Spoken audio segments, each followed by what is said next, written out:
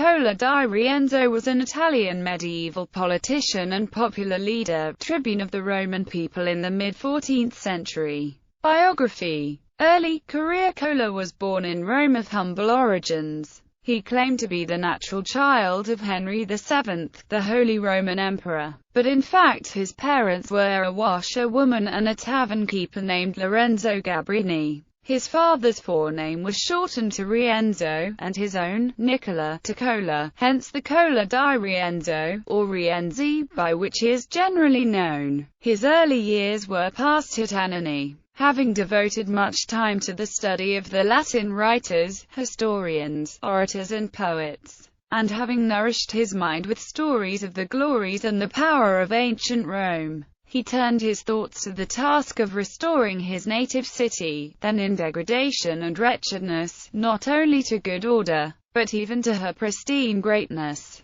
His zeal for this work was quickened by the desire to avenge his brother who had been killed by a noble. He became a notary and a person of some importance in the city, and was sent in 1343 on a public errand to Pope Clement VI at Avignon. He discharged his duties with ability and success, and although the boldness with which he denounced the aristocratic rulers of Rome drew down upon him the enmity of powerful men, he won the favor and esteem of the Pope, who gave him an official position at his court. Leader of revolt. Returning to Rome about April 1344, he worked for 3 years at the great object of his life, the restoration of the city to its former position of power. He gathered together a band of supporters, plans were drawn up, and at length all was ready for the insurrection. On the 19th of May 1347, heralds invited the people to a parliament on the Capitol, and on the 20th of May, the day being Whit Sunday, the meeting took place. Dressed in full armor and attended by the papal vicar, Cola headed a procession to the Capitol. Here he addressed the assembled crowd, speaking, with fascinating eloquence, of the servitude and redemption of Rome. A new series of laws was published and accepted with acclaim, and unlimited authority and power was given to the author of the revolution. Without striking a blow, the nobles left the city or went into hiding, and a few days later Rienzo took the title of Tribune, Tribune of Rome, his authority quickly and quietly accepted by all classes. The new ruler governed the city with a stern justice which was in marked contrast to the recent reign of license and disorder. In great state the tribune moved through the streets of Rome, being received at St. Peter's with the Hymn Veni Creator Spiritus, while in a letter the poet Petrarch urged him to continue his great and noble work, and congratulated him on his past achievements,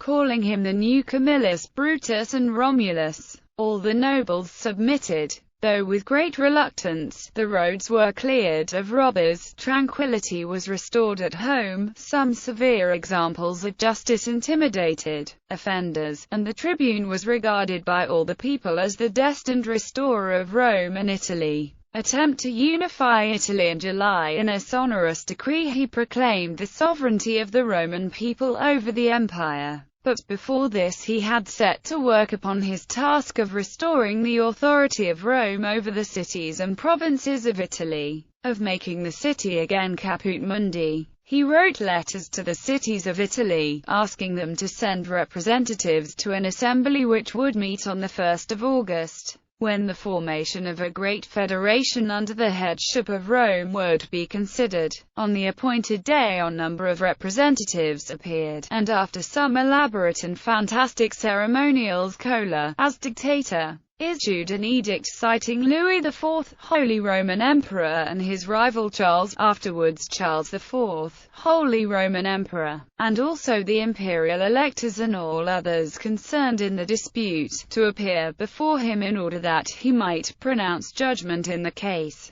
On the following day the Festival of the Unity of Italy was celebrated, but neither this nor the previous meeting had any practical result. Cola's power, however, was recognized in the Kingdom of Naples, whence both Joan I of Naples and her bitter foe, Louis I of Hungary, appealed to him for protection and aid, and on the 15th of August with great pomp he was crowned tribune. Ferdinand Gregorovius says this ceremony was the fantastic caricature in which ended the imperium of Charles the Great. A world where political action was represented in such guise was ripe for overthrow, or could only be saved by a great mental reformation. End of rule. He then seized, but soon released, Stefano Colonna and some other barons who had spoken disparagingly of him. But his power was already beginning to wane, as this sudden exaltation intoxicated his understanding, and exhibited feelings entirely incompatible with his elevated condition. Cola di Rienzo's character has been described as a combination of knowledge, eloquence, and enthusiasm for ideal excellence, with vanity, inexperience of mankind, unsteadiness, and physical timidity. As these latter qualities became conspicuous,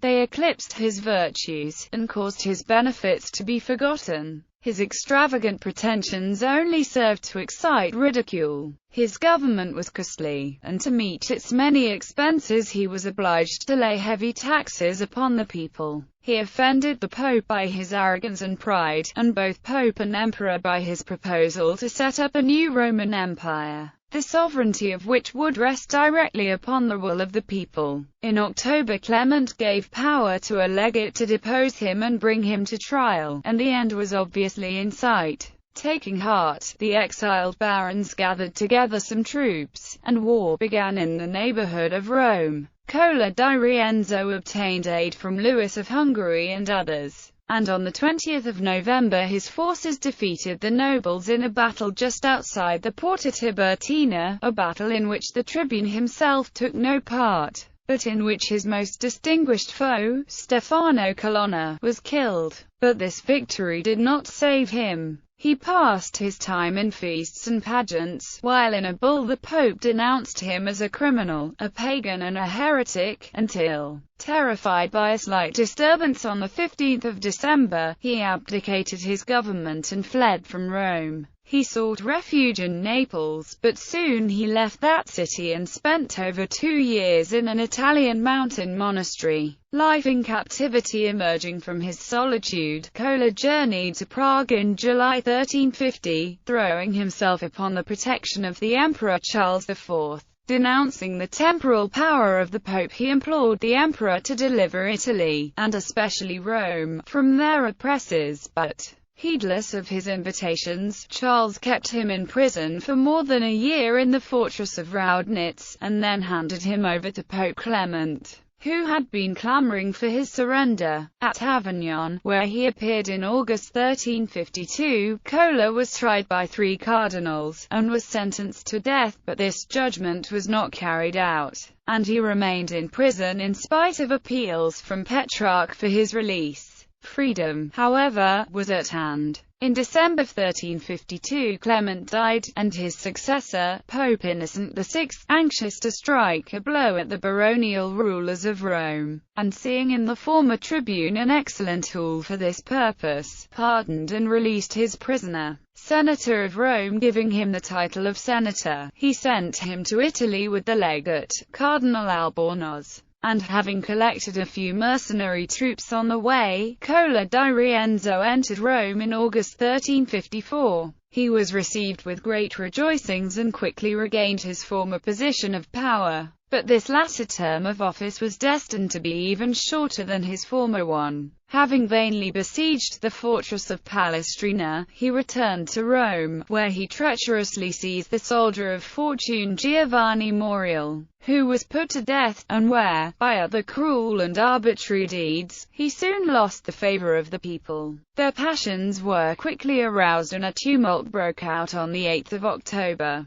Cola attempted to address them, but the building in which he stood was set on fire, and while trying to escape in disguise he was murdered by the mob. Legacy. Cola di Rienzo was the hero of one of the finest of Petrarch's odes, Spirito Gentle. Having advocated both the abolition of the Pope's temporal power and the unification of Italy, Cola re-emerged in the 19th century. Transformed into a romantic figure among politically liberal nationalists and adopted as a precursor of the 19th century Risorgimento, which struggled for and eventually achieved both aims. In this process he was reimagined as the romantic stereotype of the inspired dreamer who foresees the national future, as Adrian Littleton expressed it, illustrating his point with Federico Ferruffini's Cola di Rienzo contemplating the ruins of Rome, of which he remarks, "The language of martyrdom could be freed from its religious context and used against the Church." Cola di Rienzo's life and fate have formed the subject of a novel by Edward Bulwer-Lytton,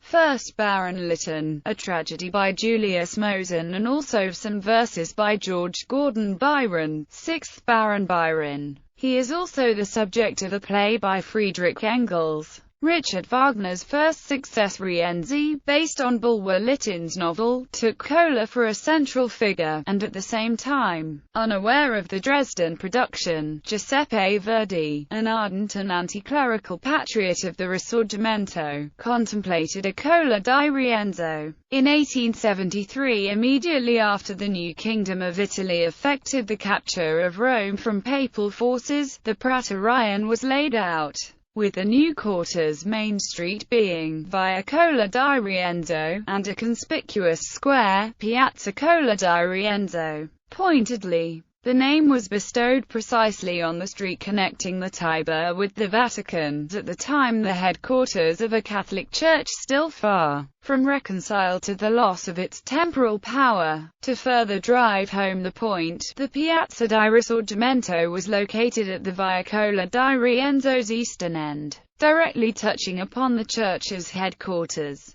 In 1877 a statue of the Tribune by Girolamo Mazzoni was erected at the foot of Rome's Capitoline Hill. In Rome, in Rione of Repa, near the Bocca della Verita still exists a brick-decorated house of the Middle Ages, distinguished by the appellation of the House of Pilate, but also traditionally known as Cola di Rienzo's house. His letters, edited by A. Gabrielli, are published in Volume VI of the Fonti per la Storia d'Italia. According to August Kubizek, a childhood friend of Adolf Hitler's, it was at a performance of Wagner's opera, Rienzi, that Hitler, as a teenager, had his first ecstatic vision of the reunification of the German people.